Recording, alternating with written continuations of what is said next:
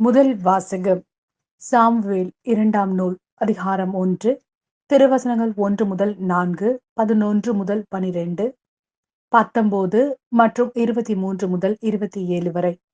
சவுல் இறந்த பின் அமலேக்கியரை தோற்கடித்து திரும்புகையில் தாவீது சிக்லாகில் 2 நாள்கள் தங்கினார்.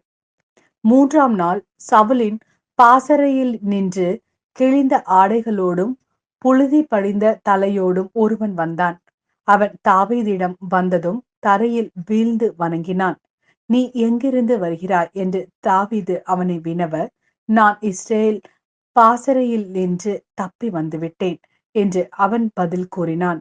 என்ன நடந்தது, என்னிடம் சொல் என்று தாவீது கேட்க, வீரர்கள் போரி நின்று ஓடிவிட்டனர். அவர்களுள் பலர் வீழ்ந்து மடிந்து விட்டனர். சவுலும் அவருடைய மகன் யோனத்தானும் இறந்து விட்டனர் என்று கூறினான். தாவீது தம் ஆடைகளை பற்றி கிழித்தார். அவரோடு இருந்தவர்களும் அவ்வாறே செய்தனர். சவுலுக்காகவும் அவருடைய மகன் யோனத்தானுக்காகவும் ஆண்டவரின் மக்களுக்காகவும் இஸ்ரேல் வீட்டாருக்காகவும் அவர்கள் அழுது புழம்பி மாலை வரை நோன்பு இருந்தார்கள். ஏனெனில் அவர்கள் வாளால் மடித்து விட்டார்கள். இஸ்ரேல், உனது மாட்சி உன் மலைகளிலே மாண்டு கிடக்கின்றது. மாவீரர் எவ்வாறு மடிந்தனர். சவுல் யோனத்தான் அன்புடையார், அருளுடையார், வாழ்விலும் சாவிலும் இணைப்பிரியார். கழுகினும் அவர்கள் விரைந்து செல்வர், அரியினும் அவர்கள் வலிமை மிக்கோர். இஸ்ரேல் புதல்வியரே, சவுலுக்காக அழுங்கள். செந்நிற மென்துகிலால் உங்களை உடுத்தியவர் அவரே. பொன்னின் நகைகளினால் உம் உடைகளை ஒளிர செய்தாரே. போர் முனையில் வீரர் எங்கனம் வீழ்த்தப்பட்டனர். உன் மலைகளிலே யோனத்தான் மாண்டு கிடக்கின்றான். சகோதரன் யோனத்தான் உனக்காக என் உள்ளம் உடைந்து போனது.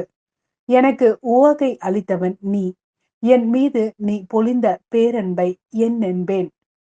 அது மகளிரின் காதலையும் மிஞ்சியதன்றோ. மாவீரர் எவ்வாறு மடிந்தனர். போர்க்களங்கள் எங்கனம் அழிந்தன. இது ஆண்டவரின் அருள்வாக்கு. இறைவா, உமக்கு நன்றி. மார்க்கெல்திய நற்செய்தி அதிகாரம் 3 திருவசனங்கள் 20 முதல் 21 வரை. அதன் பின் இயேசு வீட்டிற்கு சென்றார். மீண்டும் மக்கள் கூட்டம் வந்து கூடியதால் அவர்கள் உணவு அருந்தவும் முடியவில்லை. அவருடைய உறவினர் இதை கேள்விப்பட்டு அவரை பிடித்து கொண்டு வர சென்றார்கள். ஏனெனில் அவர் மதிமயங்கி இருக்கிறார் என்று மக்கள் பேசிக்கொண்டனர்.